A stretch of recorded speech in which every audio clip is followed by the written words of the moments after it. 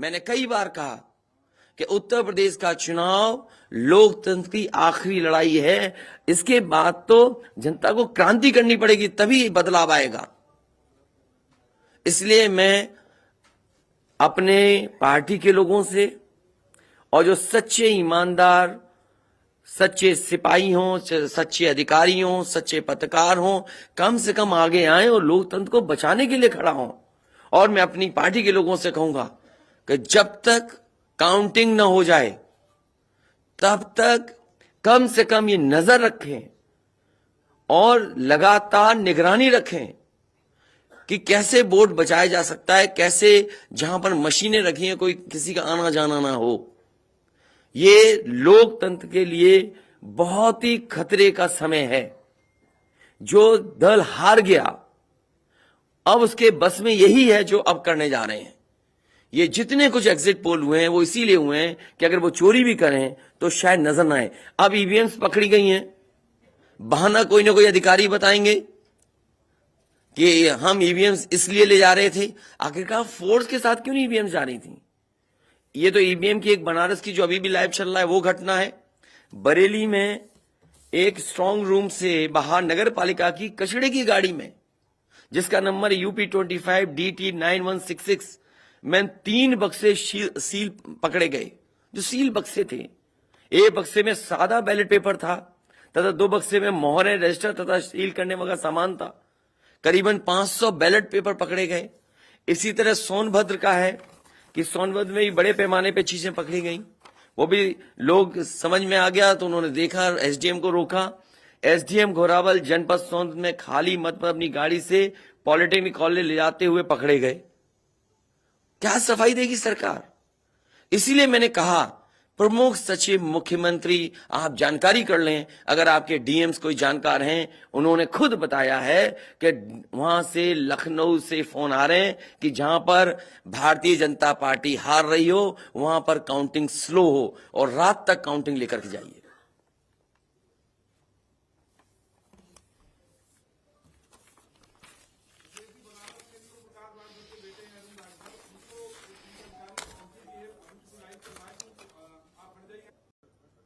इसके बाद तो जिस तरीके से आजादी के लिए लड़ाई लड़ी गई थी उसी तरह की हमें और आपको क्रांति करनी पड़ेगी। मैं तो अपने नौजवानों से अपील करूंगा कि जहां किसान इतने साल बैठे रहे तब सरकार झुकी। कम से कम 3 दिन लोकतंत्र के अखंड प्रहरी बनकर के ईवीएम्स को बचाएं और चुनाव को बचाएं। मैं किसी डीएम का इसलिए नहीं मानूंगा। डीएम कौन होता है? अगर प्रमुख सचिव मुख्यमंत्री फोन करेगा, डीएम क्या कर सकता है? डीएम की क्या हैसियत है? ये फिर जो प्रत्याशी लड़ने रहे थे उनको आखिरकार डीएम ने क्यों नहीं बताया? डीएम अगर ये जवाब दे रहा है तो उस डीएम से पूछिए कि डीएम ये बताओ कि तुमने जो प्रत्याशी चुनाव लड़े थे उसके बारे में क्यों नहीं बताया उन प्रत्याशियों को? ये डीएम आखिरकार किसके नीचे काम कर रहे हैं? और बनारस जैसी पोस्टिंग किसी डीएम को मिली होगी, इस डीएम को मैं भी जानता हूं। जब पहली पोस्टिंग मैंने मुजफ्फरनगर दी थी, मैं नहीं जानता हूं ये डीएम कौन है, किसकी सिफारिश पे ये मुजफ्फरनगर पहली बार गया था। बेईमानी करा रहा है ये डीएम। और जवाब ये डीएम का कि ट्रेनिंग के लिए जा रहे हैं। तो आखिरकार पॉलिटिकल पार्टीज को क्यों नहीं जानकारी दी? क्या जवाब है उनके पास इसका? और जब बाकायदा गाइडलाइन लिखी हुई है यहां पर कि आप ईवीएम्स का मूवमेंट नहीं कर सकते, आप कैसे ईवीएम का मूवमेंट कर रहे हैं? आप पूछिए जिन्होंने दिया बयान। अरे भाई, मैं तो कह रहा हूं किसी आपने जो पॉलिटिकल चुनाव लड़ रहे हैं उनके बारे में क्यों नहीं बोल रहे हैं आप? और आप भी डीएम की बात को मानते हो। वो वर्जन इसलिए बोल रहे हैं क्योंकि सरकार एक भाषा बोलेगी, ऊपर से नीचे तक भाषा एक बोलेगी। आप बताइए, जब समाजवादी सरकार का चुनाव था, इलेक्शन कमीशन ने जो शिकायत की उस अधिकारी को हटाया गया? आज इलेक्शन कमीशन ने किसी अधिकारी को हटाया हो? एक अधिकारी अगर इलेक्शन कमीशन हटाया हो तो बता दो। मुझे कोई उम्मीद नहीं। इसीलिए मैं कह रहा हूं कि लोगों को लड़ना पड़ेगा। अगर लोकतंत्र बचाना है तो कहीं ना कहीं तैयारी करनी पड़ेगी लोकतंत्र बचाने के लिए। जो गाइडलाइन है, आज जो बैलेट पेपर पकड़े गए हैं सोनभद्र में, जो बैलेट पेपर पकड़े गए हैं आपके बरेली में, जिस तरह ईवीएम्स को ले आया जाता है, ये सवाल बड़ा है। अधिकारी वही भाषा बोलेंगे जो उनको बोलने के लिए सरकार कहेगी। वो नहीं चाहते कि ओम प्रकाश राजभर जी क्या भूल गए, इलेक्शन कमीशन याद नहीं है? ओम प्रकाश राजभर जी नॉमिनेशन के लिए गए, इनको अपमानित नहीं किया गया? क्या प्रशासन कार्रवाई कर रहा था? स्वामी प्रसाद मौर्य जी के साथ क्या व्यवहार हुआ? कोई भूल जाएगा इन बातों को? और चुनाव भर में क्या भाषण थे, क्या भाषा का इस्तेमाल था? हर जगह डराने का काम जनता को। ये अलग बात है, कम से कम इलेक्शन कमीशन को ये देखना चाहिए, खुलेआम जनता देख रही है, आज के जमाने में लाइव है कि किस तरीके से ईवीएम्स को ले आया जा रहा था। चुनाव आयोग को सबसे पहले जिलाधिकारी बनारस पे कार्रवाई करनी चाहिए कि आखिरकार उसने किसी को कॉन्फिडेंस में क्यों नहीं लिया। अगर मशीनें जा रही थी तो प्रत्याशियों को क्यों नहीं बताया गया, पॉलिटिकल पार्टीज को क्यों नहीं जानकारी दी गई? अगर ये गाइडलाइन में है कि नहीं है इलेक्शन कमीशन के, आप ईवीएम्स को एक जगह से दूसरी जगह मूव करा रहे हैं, आखिरकार इसके लिए जिम्मेदार कौन है? आप ईवीएम लेकर जा रहे हैं, अब 2 दिन की बात है, काउंटिंग होनी है।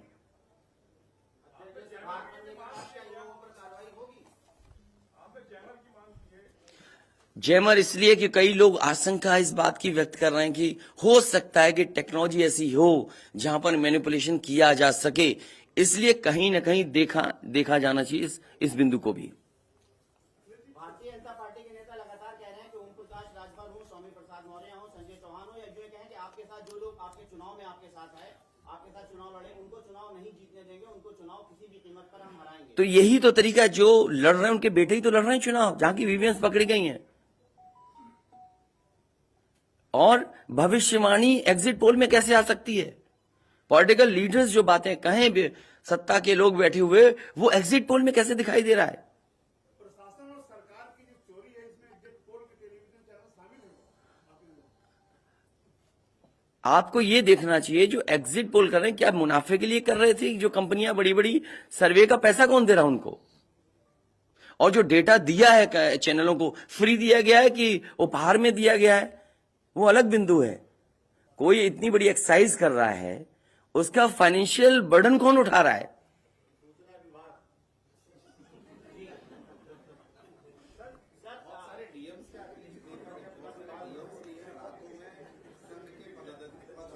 ये तो बातें, ये सच कह रहे हैं आप, जो बात, ये जो सवाल के रूप में जानकारी दे रहे हैं, ये सच्चाई है। जो आप सवाल के रूप में दे रहे हैं, ये सच्चाई है। आप बताइए, इनके साथ गलत व्यवहार हुआ, क्या कार्रवाई की प्रशासन ने? वीडियोज हैं सबके। जब ये नॉमिनेशन के लिए गए आप, क्या वीडियो अवेलेबल नहीं है? क्या कार्रवाई हुई उसमें? स्वामी प्रसाद मौर्य जी के ऊपर जो अटैक हुआ, उसमें क्या कार्रवाई हुई?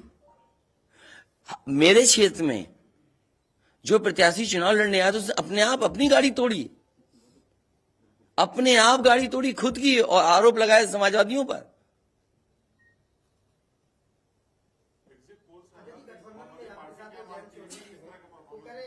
क्या करेंगे जब वोट को लेंगे? आगे वो कह रहे हैं शांतिपूर्ण मतगणना के लिए उन्होंने अपील की है। नहीं, शांतिपूर्ण मतगणना के लिए तो हम भी अपील कर रहे हैं, लेकिन सावधान रहें। अगर वोट दिया है तो वोट को बचाए भी तो सही। अगर ईवीएम्स खुली सड़क पे इस तरह जाएंगी, आप क्या उम्मीद करोगे? आपके बैलेट पेपर पकड़े जा रहे हैं। आपके लखनऊ में ही एक गाड़ी पकड़ी गई थी, उसके अंदर क्या क्या था? वो कहते वो तो हर गाड़ी में टूल बॉक्स होता है। तो टूल बॉक्स में इतना बड़ा हथौड़ा थोड़ी होता है कि आप ताला तोड़ दो। वोट बचाने के लिए कहीं ना कहीं हमें एक अखंड प्रहरी की तरह काम करना पड़ेगा। और अगर हमारे किसान इतने दिनों बैठ सकते हैं, अब तो 3 दिन की बात है, 3 दिन तो बैठना ही पड़ेगा, नहीं तो ये प्रशासन के लोग बैठ करके चोरी करा देंगे। और मामूली चोरी है वोट की, ये लोकतंत्र के साथ है। लोगों को ये भूलना नहीं चाहिए आपके पड़ोसी देशों में क्या हो रहा है। इसलिए मैं ये भी गाइडलाइन पढ़ना चाहता हूं कि जो ईवीएम के मूवमेंट के लिए जो मुझे जानकारी मिली है, वो मैं आपसे पढ़ना चाहता हूं कि all polled EVMs and all reserve EVMs after the poll shall be under cover of armed police at all times. Reserve EVMs should also be returned at the same time when the polled EVMs are returned at the receipt center. Reserve EVMs shall not be kept in the strong room meant for polled EVMs. They shall be kept in another strong room meant for keeping reserve EVMs. It must be ensured that all reserve EVMs are also deposited in the strong room meant for reserve EVMs at the same time when the polled EVMs are deposited in the strong room meant for the polled EVMs. तो EVMs के लिए बिल्कुल clear कहा गया है कि कैसे क्या होना है। और भाई जांच भी कौन करेगा? अगर डीएम ही जांच करेगा तो क्या उम्मीद करोगे आप उसके लिए? इसके आगे जो पॉलिटिकल पार्टी हम तय करेंगे क्या करना है। अगर हमें कोर्ट का भी सहारा लेना पड़ेगा, लेकिन उससे पहले हम अपने पार्टी के कार्यकर्ता नेताओं और जो हमारे सच्चे पत्रकार, सच्चे पुलिस फोर्स में लोग हैं या वो लोग हैं, उनसे भी मेरी अपील होगी कि कम से कम लोकतंत्र को बचाने के लिए आगे आए। कोर्ट से पहले मैं आप लोगों के माध्यम से अपील करना चाहता हूं, ऐसे तमाम लोग जो लोकतंत्र को बचाना चाहते हैं वो कम से कम आगे आए।